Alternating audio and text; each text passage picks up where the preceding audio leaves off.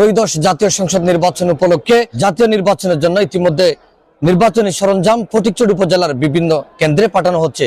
এর মধ্যে ballot paper, box সহ বিভিন্ন সরঞ্জামাদি ইতিমধ্যে বিভিন্ন কেন্দ্রে পৌঁছেছে। স্বচ্ছ ব্যালট পেপার এবং এই প্রতীকের জন্য সাদা ব্যালট এবং হ্যাঁ এবং না ভোটের জন্য গোলাপি কালারের যে ব্যালট রয়েছে সেগুলো কিন্তু ইতিমধ্যে উপজেলা নির্বাচন অফিসের তত্ত্বাবধানে উপজেলা যে মাঠ রয়েছে সে মাঠ থেকে বিতরণ করা হচ্ছে। এই উপজেলার মধ্যে ভোটার সংখ্যা হচ্ছে 4,88,475 ভোট। এর মধ্যে পুরুষ 2,59,197 ভোট এবং নারীর সংখ্যা হচ্ছে 2,29,267 ভোট। কেন্দ্র রয়েছে মোট 140টি এবং তার মধ্যে বুথ রয়েছে 900টি।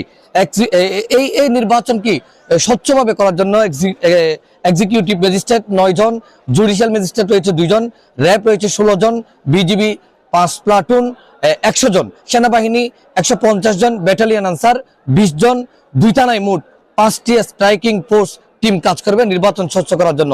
এছাড়াও আমরা যদি বলি আনসার সদস্য মোতায়েন রয়েছে 1840 জন, অস্ত্রধারী তার মধ্যে রয়েছে 420 জন এবং আনসার বিডিপি পুরুষ সংখ্যা রয়েছে 840 জন, আনসার বিডিপি মহিলা রয়েছে 507 জন। এছাড়াও পুলিশ প্রত্যেক ইউনিয়নে মোবাইল টিম কাজ করবেন বলে আমাদেরকে জানিয়েছেন।